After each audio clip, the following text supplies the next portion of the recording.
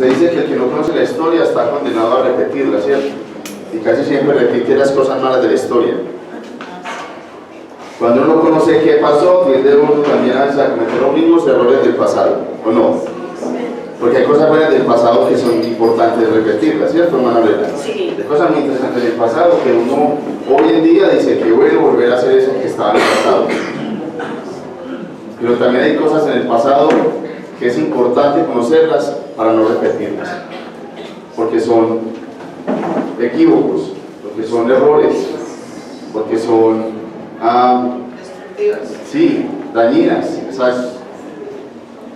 Y hemos este mes tratado el tema de la reforma con los 5 pilares, ¿cierto? El primero que vimos, que el pastor Nicolás nos compartió, ¿cuál era? Solo escritura. El segundo que el hermano Marco nos compartió era solo gracia. Y hoy vamos a tratar el tema de la sola fides, en latín, pero en español es solo fe, ¿sí? O sola fe. Ese es el tema que nos corresponde hoy. Y es importante entender por qué esos pilares hoy para nosotros son relevantes. Y por qué tuvieron que ser reformados. ¿Será que entonces se habían ¿qué? Contaminado, se habían perdido, se habían desviado, ¿cierto?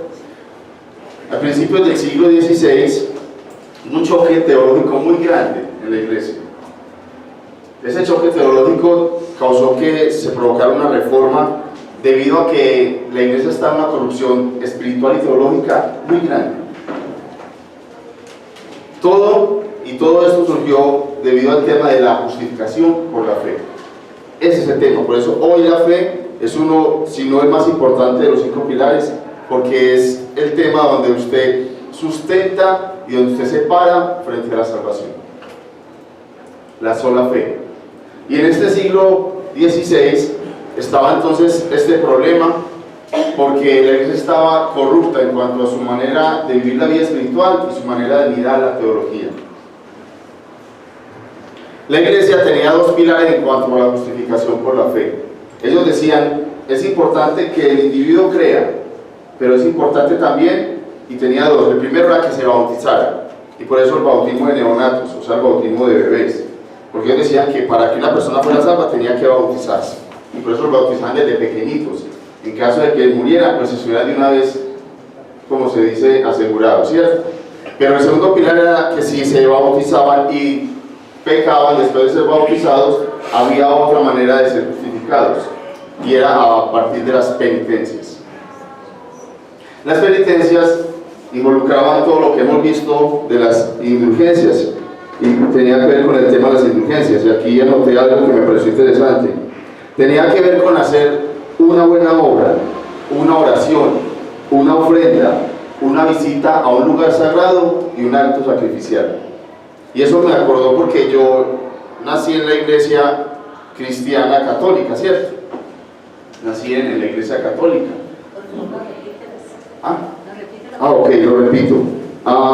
El tema de la indulgencia tenía que ver con hacer una buena obra, con una oración, con una ofrenda, una visita a un lugar santo y un acto sacrificial. Y eso me hizo acordar porque yo me confesaba antes con los sacerdotes. Y exactamente, esto me trajo muchos años atrás cuando mi interés era agradar a Dios, y mi interés era estar en paz con Dios. Mi interés era saber que Dios, mi vida le agradaba a Dios. Entonces yo me iba y me confesaba con los sacerdotes. Y me acuerdo exactamente que me colocaron me dijo, vaya a misa, me acuerdo que me dijo que la catedral metropolitana que queda en el Parque Bolívar. Rece tanto esto, acuérdese de la ofrenda. Haga una obra de caridad. Me acuerdo que yo recogí, le compré un mercadito a alguien que yo sabía que tenía, en fin, hice completamente eso. Y eso me recordó. Y eso estaba pasando en ese momento. La iglesia decía, usted debe tener fe, pero tiene que ser acompañado de este sinnúmero de obras. Si no, sus pecados no son perdonados. Y usted no puede obtener la salvación. Y usted no puede entonces restarle días a su alma en el purgatorio para poder llegar al cielo.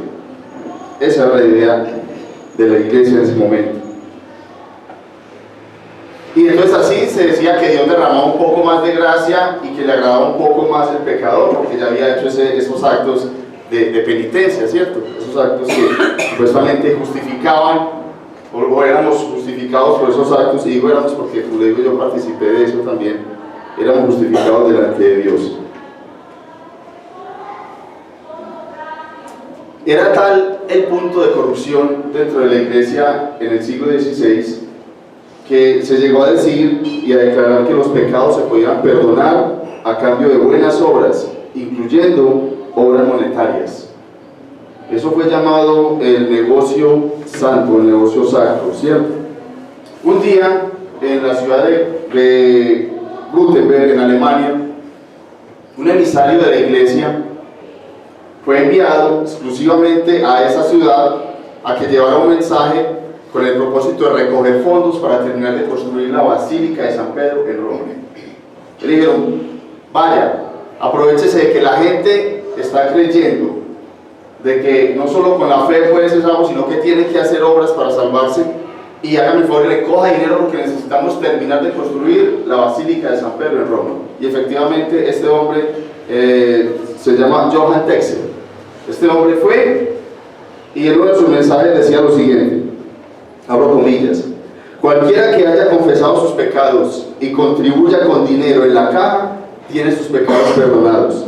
Escuchen el clamor de sus familiares, escuchen cómo ellos les piden que por favor les ayuden, así que pasen, ofrenden, hagan algo por ellos, salven sus almas del purgatorio. Cierro comillas. Esto llenó la taza de un monje, maestro del Nuevo Testamento, era un maestro de universidad, y llenó la taza de este hombre que se había convertido por la fe en Jesucristo leyendo el libro de Romanos. Y esto colmó, como dice uno, me llenó la taza, y le llenó la taza a un hombre llamado Martín Lutero. Un hombre que siempre había querido tener una relación directa con Dios, que siempre había querido fundamentarse a través de la Escritura para su relación con Dios, y al darse cuenta de todo esto no pudo aguantar más y decidió entonces colocar o escribir 95 tesis, las cuales yo ahí traje una imagen de pronto para que lo ilustremos un poquito. 95 tesis, y cogió, la escribió en latín y cogió y la clavó en la puerta de la catedral de Gutenberg en Alemania. Y esas 95 tesis las escribió en latín porque él quería que las personas, los líderes de la iglesia, las leyeran en latín para que se den cuenta de los errores también que ellos estaban cometiendo y poder generar un debate teológico para, bueno, es que esto hay que mejorarlo, estamos equivocados, no estamos haciendo las cosas como dice la Escritura. Lo que pasó fue lo contrario, que tanto Lutero como las tesis fueron una amenaza para el negocio de la fe de los líderes de la iglesia en ese tiempo. Y esto nos llevó entonces a expulsar a Martín Lutero de la iglesia y casi que lo exiliaron porque le declararon un hereje. Un hereje. Usted es un hereje, usted no está diciendo lo que Dios quiere, usted no está diciendo lo que dice el Escritor, usted es un hereje.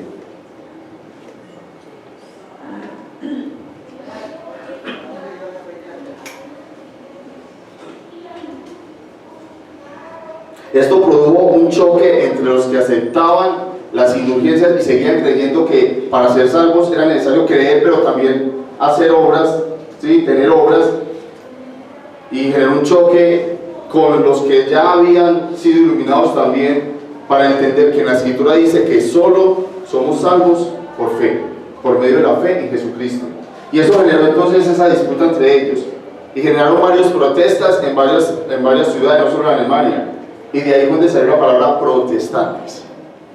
De ahí es que a veces nos tildan nosotros de protestantes y nos llaman protestantes, y en realidad somos protestantes, y espero que usted y yo sigamos protestando en contra de todos esos errores teológicos que no solamente en el siglo XVI se veían, sino que hoy en día se siguen viendo.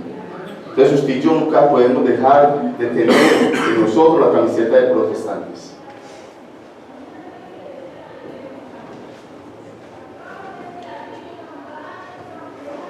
El único propósito de Martín Lutero era dejar en claro que la justificación es por la fe, es el acto de Dios de declarar un pecador justo sin tener ningún lugar o mérito o obra humana.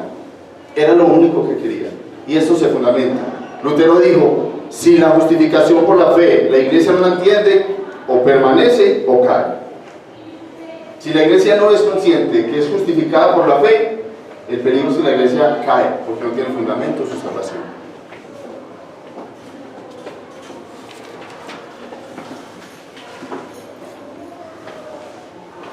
Hay unas preguntas entonces que podemos hacernos. Hemos hablado de la sola escritura como la única fuente revelada de parte de Dios para conocer nuestro plan de salvación. Hemos hablado también de la sola gracia, ¿cierto? Que es el regalo de Dios, la salvación que se recibe por gracia. Y yo les pregunto en esta mañana a ustedes, iglesia, sabemos que la salvación es un regalo, ¿cierto? Usted ya recibió ese regalo. ¿Cómo puede usted estar seguro de que es salvo? ¿Qué le brinda a usted seguridad de que es salvo? No piense en los años que lleva acá en la iglesia. No piense en la Biblia que sabe. No piense en que sus papás son cristianos y usted nació siendo cristiano. ¿Cómo puede una persona saber si es aceptada por Dios? ¿Qué lleva? ¿Qué puede llevar en sus manos? ¿Qué presenta? ¿Qué carta de presentación puede tener para decir yo soy aceptada por Dios? ¿Cómo puede usted saber si va al cielo?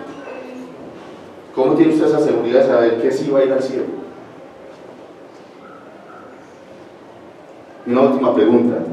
¿Cómo se librará usted del juicio eterno? ¿Cuál es su seguridad para decir yo no voy a estar en el juicio eterno de Dios? Estas preguntas nos hacen pensar, y sí o no, que le pasa a uno, y a mí me pasó en pensar, bueno, ¿qué he hecho yo para Dios? ¿Sí o no?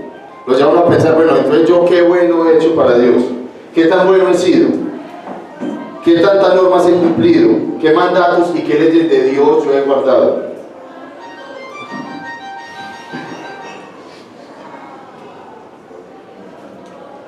Siempre hemos creído que estar bien con Dios y estar en paz depende de lo que yo pueda hacer, de mis obras, ¿cierto?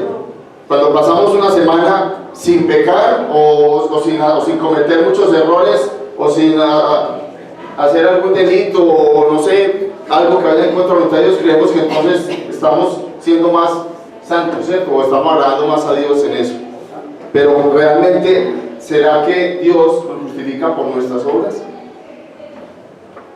Pablo en el libro de Romanos desea aclarar que mi relación con Dios y mi salvación se fundamentan solo en la fe en Jesucristo y que no puedo hacer más que solo fe.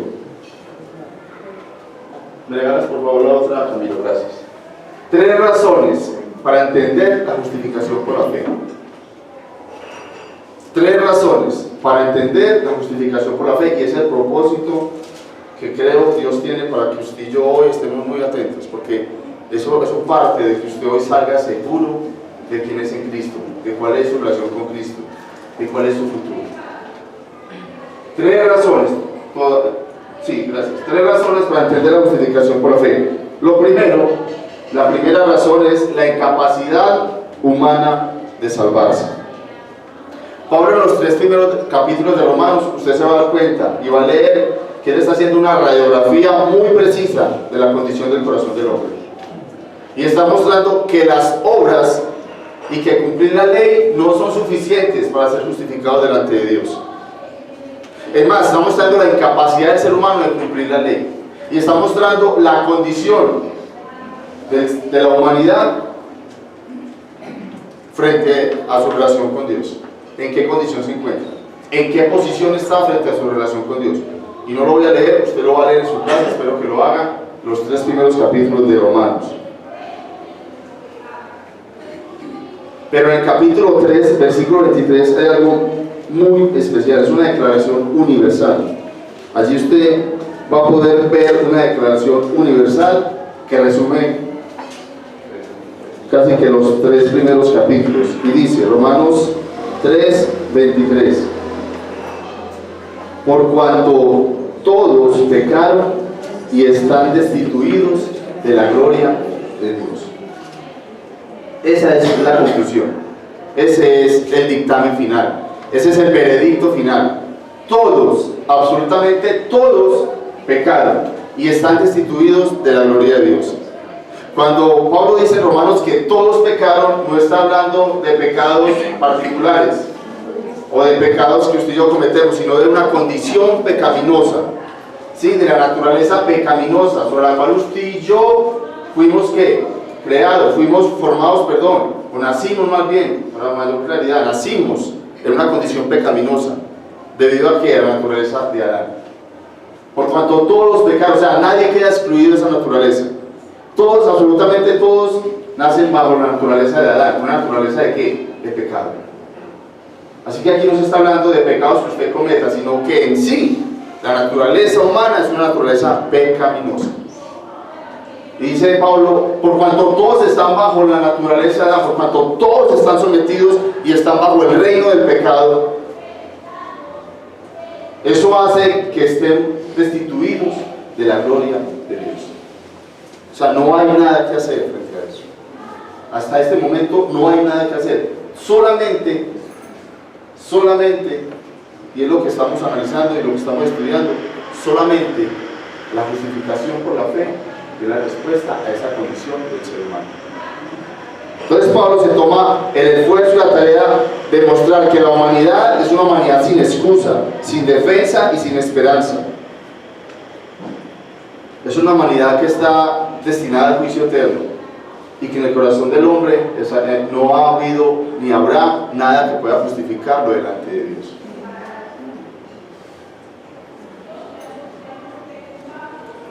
Quiere mostrar Pablo que está la humanidad frente a una incapacidad total de ser justificada delante de Dios, que estamos con las manos vacías y que no hay obra alguna que podamos hacer para ganarnos el favor de Dios.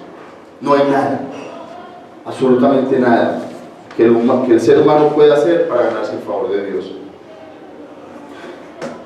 La última parte de esa expresión, por cuanto todos pecaron y están destituidos de la gloria de Dios, esto habla de la brecha que existe entre el hombre en su condición de pecado y un Dios santo. Hay una brecha gigantesca que el hombre nunca podrá hacer un puente por sí solo en su condición pecaminosa y en un Dios santo y soberano. Es una brecha gigantesca, una brecha imposible de cubrir por cualquier acto humano. Y dice que están destituidos. Destituidos quiere decir excluidos, que no es apto, ¿sí? Que es incapaz de llegar a la gloria de Dios. Que por sí solo el hombre es incapaz de llegar a la gloria de Dios. Que no hay nada que pueda hacer porque el abismo, la distancia es tan grande que nunca va a poder ser cubierta por ninguna obra humana para poder llegar a la gloria de Dios. Por eso dice Pablo, por cuanto todos pecaron, o sea, por cuanto todos están en la condición de pecado, están ¿qué? Destituidos, separados de llegar a la gloria de Dios. Amén. El segundo punto, pues la segunda razón para entender la justificación por la fe es muy hermosa. Y es un punto muy especial, y es el regalo de la justificación. Dios me ve justo a través de Jesucristo, no por mis obras. Este primer punto de la incapacidad de la humanidad para justificarse delante de Dios nos muestra que la condición, ¿cierto? Nos deja casi que la puerta cerrada, ¿sí o no? O sea, ahí hay una puerta cerrada. Pero ¿qué abre esa puerta? Y miren en el versículo 21 dice, pero ahora, aparte de la ley, se ha manifestado la justicia de Dios, testificada por la ley y por los profetas. Pero ahora, esa palabra pero es importante. Es como cuando uno va al médico y cree que tiene algo y le dicen, Señor, me hace un favor, es que yo vengo con este síntoma, esto, y entonces el doctor le dice, yo creo que puede ser esto, entonces le manda unos exámenes, y luego de que ya estoy con los exámenes le dice el médico, yo pensé que usted tenía un cáncer de garganta, pero no, era una faringitis.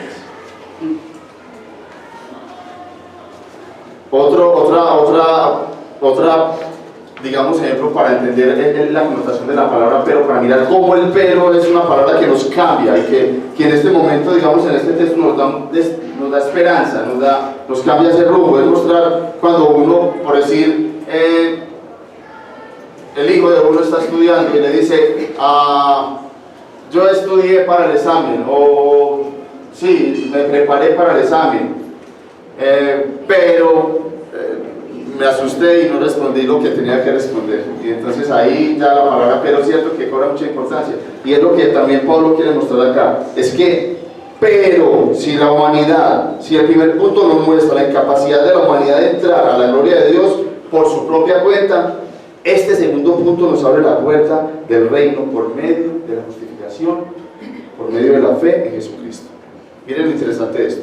El primer punto deja una puerta cerrada, pero este punto, el segundo, nos abre las puertas, ¿sí? Nos abre las puertas y nos dice que por medio de ser justificados por la fe en Jesucristo, esa condición de la que hablaba el primer punto cambia. Cambia porque delante de Dios ya no vamos a ser justificados por nuestras obras, porque esa condición pecaminosa es cambiada, y porque por medio de la fe en Jesucristo esa condición es ¿qué? Diferente ahora para nosotros. El regalo de la justificación. Justificación, permítanme, yo se lo defino, es el acto soberano y amoroso de parte de Dios, mediante el cual ve justo al pecador por medio de su Hijo Jesucristo. La justicia de Dios en su Hijo nos hace justos. Usted no es justo por sí solo, usted no es justo por sus obras. Es solo a través de la justicia de Dios en su Hijo Jesucristo que usted hoy es llamado justo y es recibido delante de Dios como justo.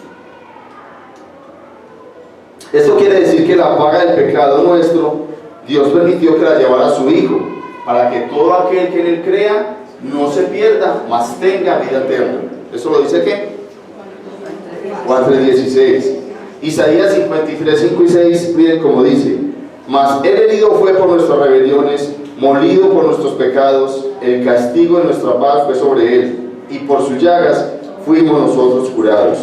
Todos nosotros nos descarriamos como ovejas, cada cual se apartó por su camino, mas Jehová cargó en Él el pecado de nosotros. Eso es justificación. Escuché un ejemplo y se lo voy a contar. Un hombre tenía 2 hijos, un poco rebeldes. No era yo. Los míos también a veces y otras veces no. Pero era un hombre que tenía 2 hijos un poco rebeldes y desobedientes. Y cada que llegaba a la casa se daba cuenta que sus hijos habían desobedecido durante el día. Y entonces él los disciplinaba. Un día les dijo: si mañana ustedes vuelven a desobedecer, a incumplir las normas, yo voy a tener que castigarlos. El hombre salió en la mañana a trabajar. Cuando llegó en la tarde, efectivamente sus niños no cambiaron su manera de comportarse. Y le dijeron: sus niños han sido rebeldes, han sido desobedientes y han incumplido las normas que se decían o están establecidas. Él entonces cogió a los 2 niños y los llevó a su cuarto. Cogió y se zafó el cinturón y le dijo a los 2 niños: háganme el favor. Y cogió él y se quitó la camisa. Y le dijo a los niños, se arrodilló en la cama y le dijo: háganme el favor, cada uno me va a dar 10 correazos en la espalda. Y los niños llorando le decían: no, pero ¿por qué? Y él decía: háganme el favor, porque es que tiene que haber alguien que pague por esto, y yo les voy a enseñar algo con esto. Háganme el favor y denme 10 correazos. Los niños le dieron sus 10 correazos en la espalda al papá. Y terminaron llorando, pidiéndose perdón y abrazados. Y con esto, el papá les enseñó a ellos y les dio una enseñanza teológica muy importante, y es la enseñanza de la justificación. Alguien tenía que pagar por eso. Alguien tenía que pagar por el error y por la desobediencia y por no cumplir la ley, ¿sí?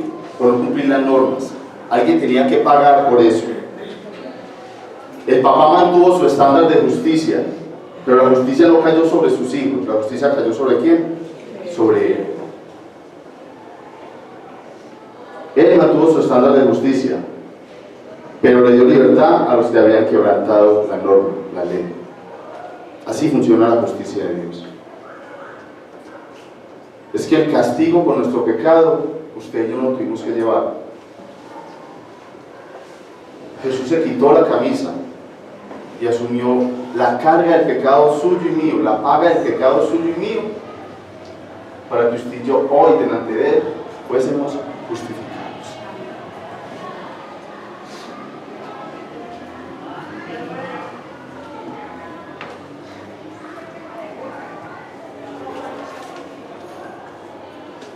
Por lo tanto, cuando usted y yo creemos que necesitamos a nuestra fe, a nuestra sola fe, añadir obras, estamos entonces diciendo que la obra redentora de Cristo no fue suficiente, que había que añadirle algo, que hay que hacer algo más, que sí, fue muy especial, es más, que sí hizo parte y es fundamental, pero que todavía no es completa, que hace falta algo más. No.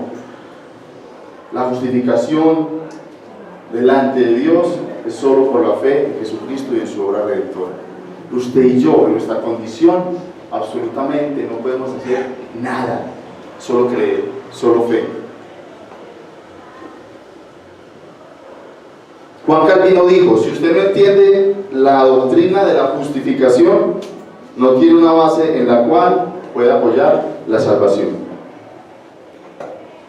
Por tanto, la salvación no depende de algo que usted pueda hacer para Dios, sino de algo que hizo Dios para usted. Lutero dijo: todos son justificados a cambio de nada, y esto se atribuye solo a la gracia de Dios. Permítame les cuento otra historia que me parece importante para entender esto de la justificación. Un hombre compró un ratoncito. Tenía una serpiente con esas urnas de cristal que a veces las colocan, ¿sí? Tenía una serpiente ahí y cogió un ratoncito y se lo colocó dentro de la urna de cristal a la serpiente para que se lo comiera. Y el ratoncito andaba como loquito bregando a ver qué hacía para librarse de que esa serpiente se lo comiera. En la noche, ese ratoncito empezó a cubrir la serpiente con el aserrín que le colocan ahí, empezó a llenarla de aserrín, y al otro día el hombre vio que la serpiente estaba cubierta de aserrín y el ratoncito seguía ahí, seguía vivo. Pero el hombre sabía que esa serpiente no iba a estar por mucho tiempo cubierta de aserrín y que tarde o temprano ese ratoncito iba a ser devorado por esa serpiente.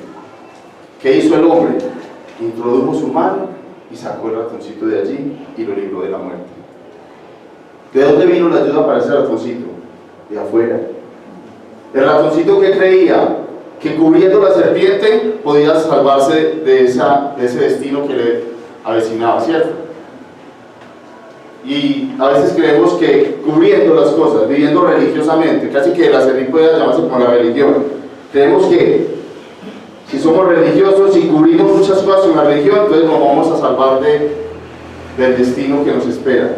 Pero si no viene la intervención directa desde afuera, de parte de Dios, nosotros nunca vamos a poder librarnos de ese destino.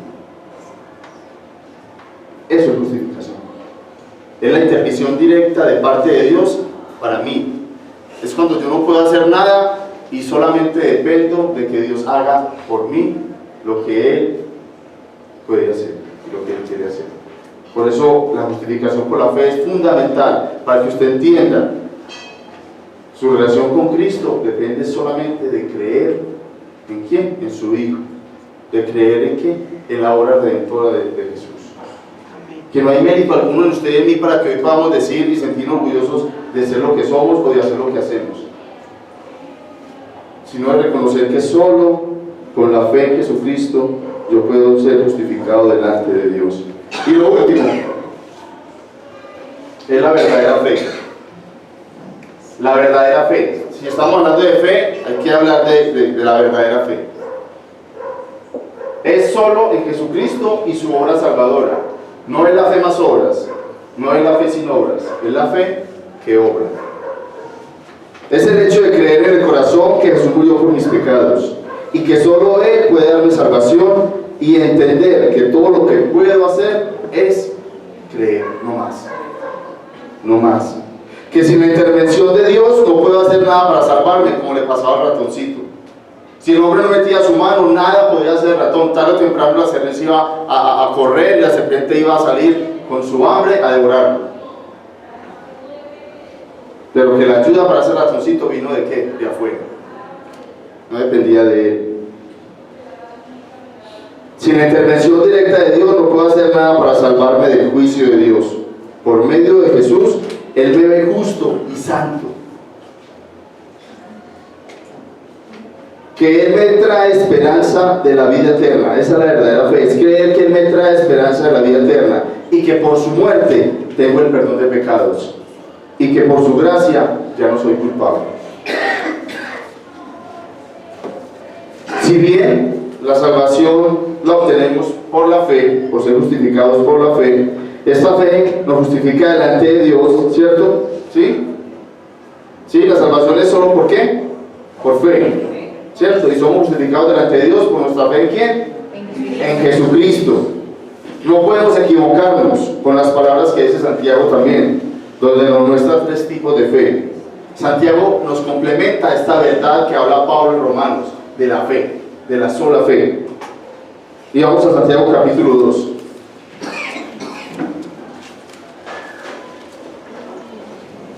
Hablando con mi esposa de esto, me decía mi esposa, si Santiago hubiera dado cuenta que este texto iba a ser tan polémico, no lo hubiera, se hubiera abstenido de colocarlo, porque muchos se apoyan en este texto para creer que la sola fe no es suficiente y que necesita de obras para ser salvo.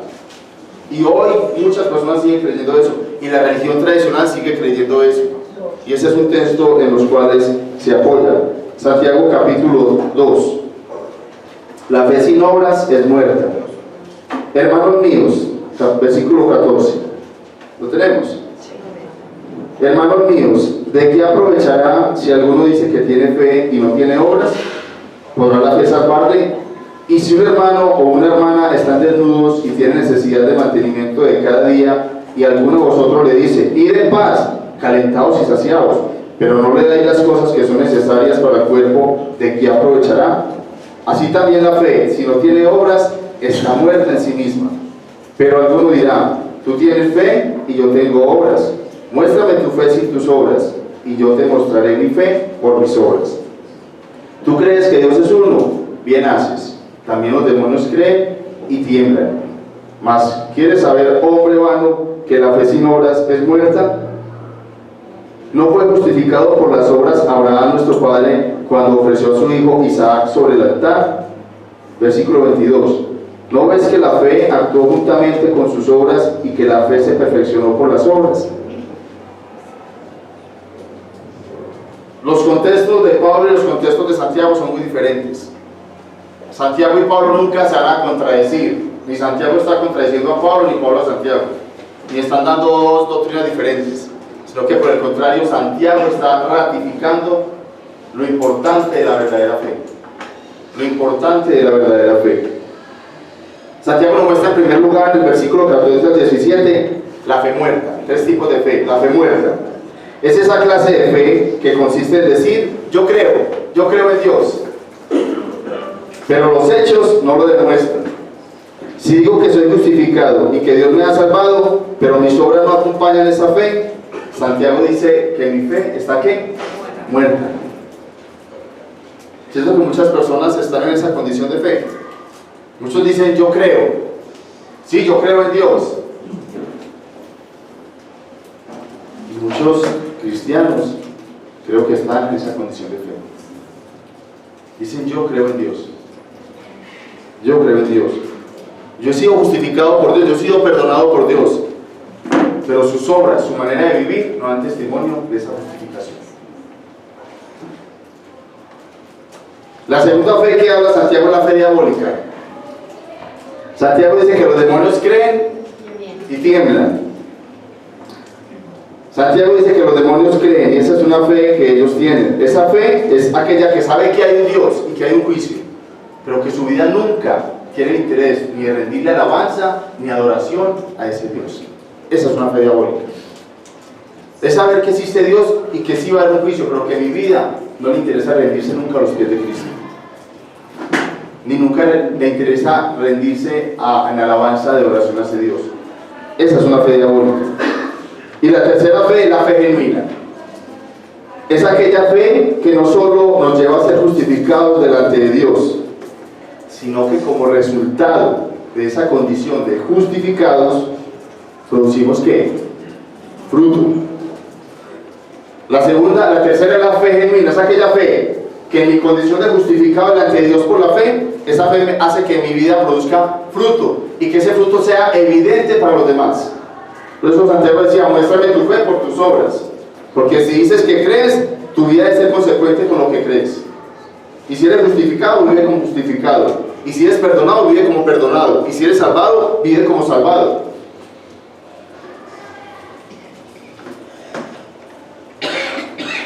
La verdadera fe no puede separarse de las obras, no para salvación, sino para evidencia y testimonio. No podemos llenarnos, perdón hermano, la boca diciendo yo creo, ni colocarlo como eslogan para lo de la selección colombiana, lo que decía yo creo, era algo así que decía también. Hermanos, está delante de nosotros de que mostremos la verdadera fe genuina, ni una fe muerta ni una fe diabólica, sino la verdadera fe. La verdadera fe nos permite dar evidencia irrefutable de quiénes somos en Cristo. Así que no es una fe más obra, ¿cierto que no? ¿Cierto que no? No. No es tampoco una fe que sin obras, sino que es una fe que obra, que muestra, que refleja, que evidencia. Termino con esta aplicación, hermanos. Al igual que Martín Lutero, hoy estamos llamados a continuar con la reforma, a volver a la Escritura, a entender que la gracia de Dios es todo lo que necesito y a reconocer que dependo en lo absoluto de Dios para mi salvación, que no hay ninguna obra ni ningún acto que yo pueda hacer para ser justificado delante de Dios.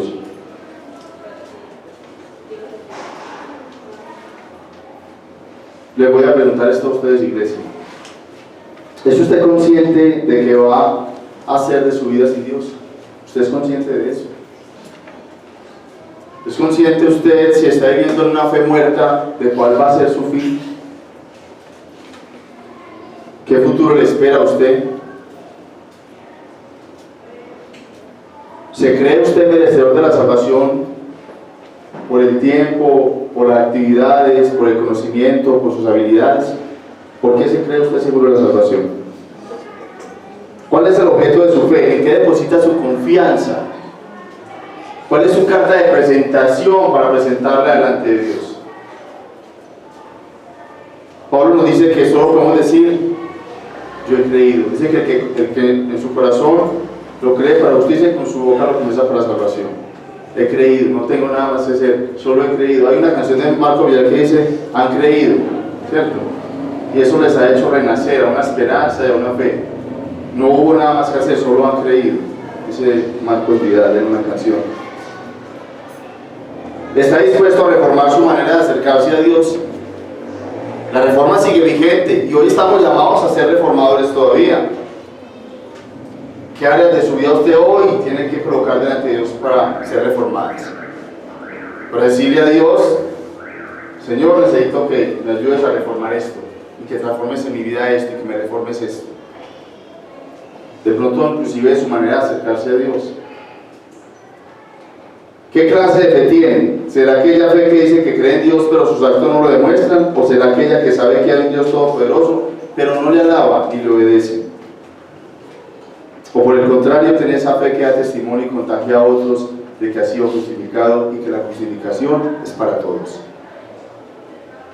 Su vida debe ser un testimonio vivo de la justicia de Dios.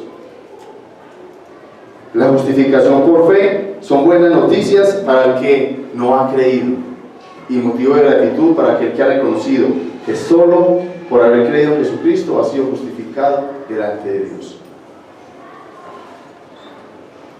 Y quiero hacer hincapié en lo que acabo de decir. La justificación por fe son buenas noticias para el que no ha creído. Usted ha creído, viva agradecido, que su vida refleje esa justificación, porque usted no hizo nada para eso, solo creyó. Porque usted no podía haber hecho nada para eso, solo la misericordia de Dios, solo la gracia de Dios permitió a usted que accediera a esa relación, a esa salvación. Pero aquellos que no han creído, son buenas noticias hoy. Y yo quiero decirle a usted, hermano, si de pronto no ha creído, o amigo, y digo hermano en el sentido de que porque hay personas que pueden llevar mucho tiempo acá, pero no han creído. Y si usted de pronto es de los que ha venido a la iglesia, pero nunca ha creído,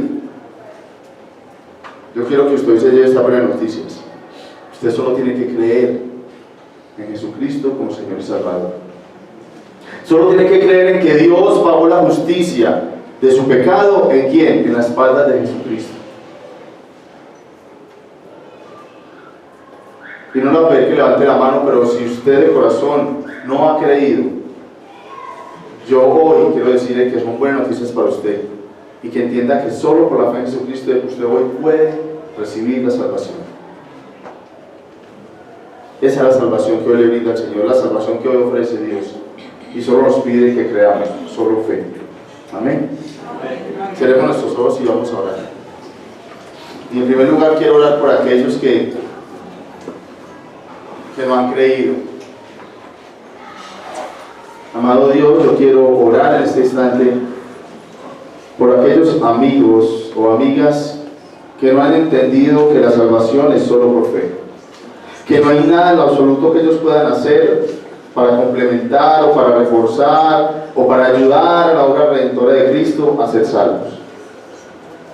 Señor, ayúdales, por favor, convénceles y permíteles a ellos disfrutar de la justificación, de esa justificación que es por fe y que no es por obras, de esa justificación que nos restaura y que nos lleva a una nueva y a una buena relación contigo. Y también pido en este momento, Señor, y oro por aquellos y por nosotros que hemos disfrutado de ser justificados, que en nosotros nunca falte la demostración de obras de gratitud en nuestra vida, de cómo al saber de que cuando estábamos perdidos en nuestros delitos y pecados, tú nos amaste y nos justificaste solo porque creímos. Gracias porque nuestra condición de pecado ha sido cambiada y nuestra culpa ha sido llevada en la cruz. Y hoy podemos entonces ser justificados solo por la fe en Jesucristo. Bendito Dios, que este mensaje pueda transformar nuestras vidas, que este mensaje pueda llevarnos a vivir una vida en victoria, que este mensaje pueda traer esperanza al que no la ha tenido al día de hoy, que este mensaje pueda abrir nuestros ojos para entender, para comprender que aún seguimos todos los días procurando que nuestra vida sea reformada por medio de tu Espíritu Santo. Por eso yo en esta mañana te alabo y te bendigo, Señor, y te doy gracias. En Cristo Jesús. Amén. Amén.